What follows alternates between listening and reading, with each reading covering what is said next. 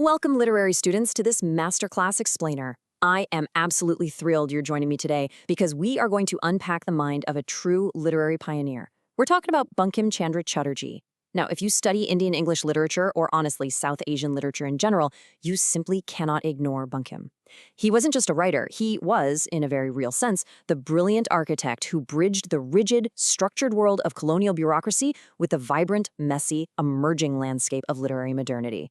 He essentially took the Western form of the novel, totally deconstructed it, and rebuilt it from the ground up so it could hold the massive weight of Indian realities. It's a fascinating journey, and by the end of this explainer, you're going to see exactly how he laid the foundational bricks for the modern Indian novel. So let's take a quick look at the syllabus for today's masterclass. First, we're going to dive into Bankim's dual role as a bureaucrat and a key figure in the Bengal Renaissance. Then we'll step right inside the domestic sphere he created in his fiction. After that, we'll analyze the concept of moral agency through his early characters. Fourth, we're going to examine his massive shift from writing in English to Bengali. And finally, we'll wrap up by exploring exactly how he shaped the legacy of the Indian novel for the writers who followed him. Okay, let's kick things off by setting the historical stage. To really get Bankim, we need to understand the two very different worlds he was navigating in 19th century colonial Bengal. Think about this timeline for a second, because his pioneering education directly paved the way for his fiction. Born in 1838, Bankim belonged to this brand new, emerging class of English-educated Indians. In fact, he was one of the very first graduates of the newly established University of Calcutta back in 1858. And that exact same year, he enters the Indian Civil Service.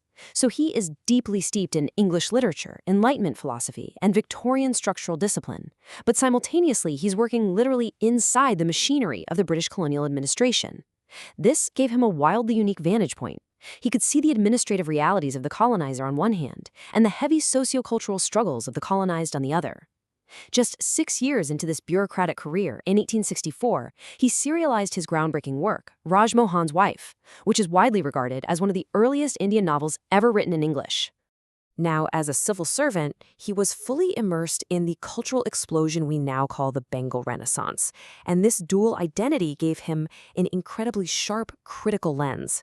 See, the Bengal Renaissance was characterized by these fierce, ongoing debates led by reformist movements, like the Brahmo Samaj, and they were questioning everything: caste rigidity, widow immolation, severe gender inequality, the whole shebang.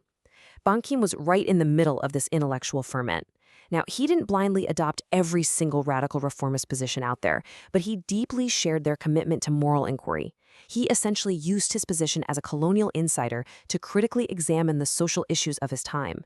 For Bankim, literature became his ultimate tool for cultural introspection.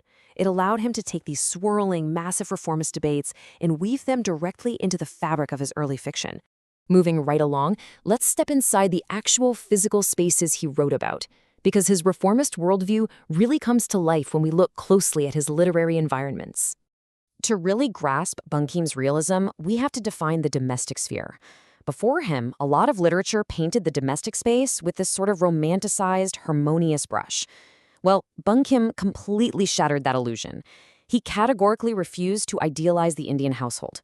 Instead, he used the domestic sphere, the courtyards, the verandas, the intimate private quarters, as a microcosm to critique systemic patriarchal authority. He showed his readers that the household was actually a battleground. It was a place where familial, emotional, and broader social hierarchies were in constant and often violent friction.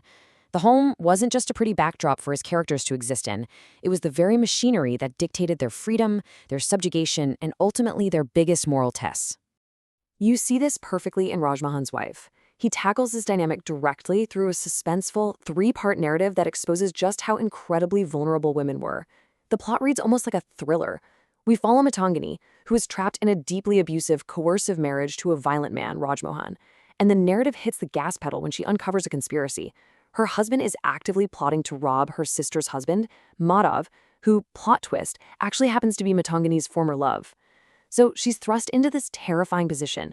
She has to risk her own physical safety and her entire social reputation to slip out into the dead of night and warn them. Bankim is using the suspense of a crime plot to force a massive ethical crisis. He's proving that domesticity in 19th century Bengal was structured by these incredibly complex, dangerous, intersecting forces of power, duty, and fear. And that brings us directly to the star of the text, Matangini, and her intense internal struggles. To truly understand her, we need to nail down this concept of moral agency. This is the profound capacity of an individual to make and act upon ethical decisions, even when the deck is heavily, heavily stacked against them by oppressive social structures. Her choice to act ethically against such intense patriarchal pressure, that is the beating heart of this novel. When Matangini leaves her house to warn Madhav, it's a quiet yet absolutely monumental assertion of conscience. She disrupts every single expectation of female obedience. The narrative never explicitly points a finger and says, look, she's a social reformer. But her moral agency acts as a devastating critique of a society that demands women suffer in silence just to preserve so-called family honor.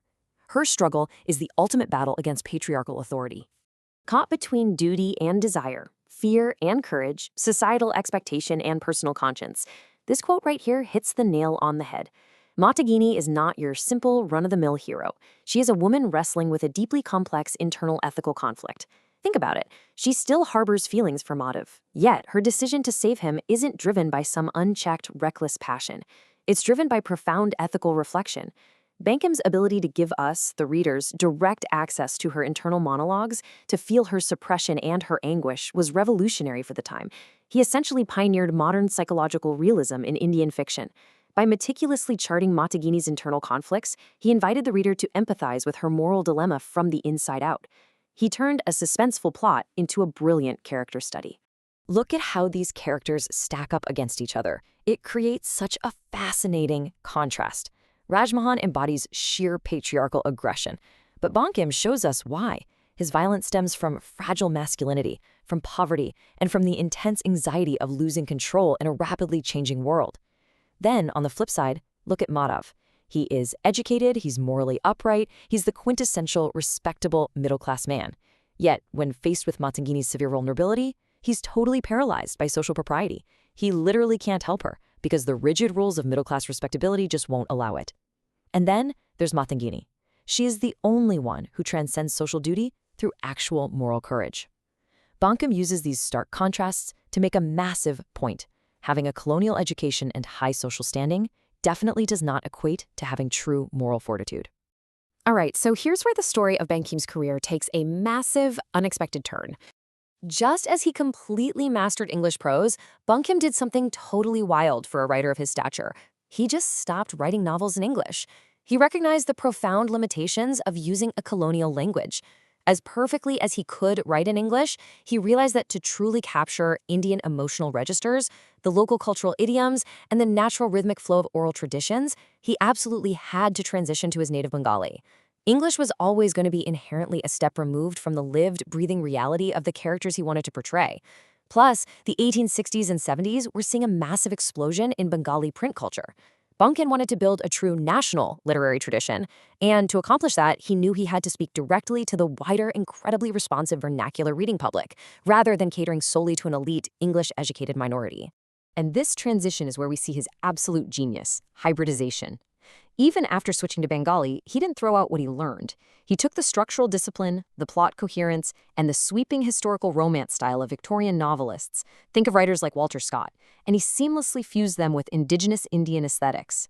He wove together the grand narrative frameworks of Sanskrit epics, the intense emotionality of Vaishnav devotional lyricism, and the specific, grounded rhythms of Bengali folklore. He actively broke away from overly rigid, heavily Sanskritized prose to create a much more fluid, lucid middle style. He wasn't just translating Western forms into a local language, he was completely indigenizing them. By blending Victorian realist techniques with local traditions, he essentially birthed a brand new hybrid literary discourse capable of holding the full, rich complexity of the Indian experience. So, what's the big takeaway from all of this? Let's talk about his legacy and his ongoing influence. Bankim didn't just write a few entertaining stories. He fundamentally established the novel as a legitimate, culturally confident form in India. Before him, the novel was often viewed with a lot of suspicion. It was seen as this alien, imported European trend. But by infusing his stories with deep character psychology, distinct moral weight, and that perfectly balanced vernacular style we just talked about, he proved that long-form prose could articulate the most urgent social critiques of the subcontinent. He aggressively expanded the thematic territory to include sweeping historical epics, really intimate domestic realism, and even proto-nationalism. He quite literally laid down the architectural framework that forever changed what Indian literature could be, moving it away from purely localized poetry and myth and establishing a modern novelistic discourse. You can literally trace a family tree from his work straight down to the giants of modern Indian literature. Even though he pivoted away from English, those early experiments he did paved the way for the linguistic confidence and the deep thematic weight of the writers who followed. For example, Mulkraj Anand's intense social realism and critique of systemic inequality, that traces directly back to Bankim's unromanticized domestic battlegrounds. R.K. Narayan's focus on everyday realism in Malgudi echoes Bankim's belief that ordinary, local Indian life is totally worthy of profound narrative focus. And the complex philosophical inquiries of Raja Rao, or the incredible psychological interiority of Anita Desai, all of those have their roots in the ethical dilemmas and the internal conflicts that Bankim first explored through characters like Matangini. He gave generations of Indian writers the cultural confidence to finally represent India on its own terms. As we wrap up this explainer, I want to leave you with a provocative question to chew on, something to challenge your own understanding of literature and colonial history. How does the language we choose to write in fundamentally shape the reality we are able to portray? Bankim Chandra Chatterjee understood better than anyone that mastering a literary form was only half the battle. Finding the authentic, indigenous voice to breathe actual life into it was the true revolution. Thank you so much for joining me today to explore the origins of the Indian novel. Keep reading critically, and I will see you in our next explainer.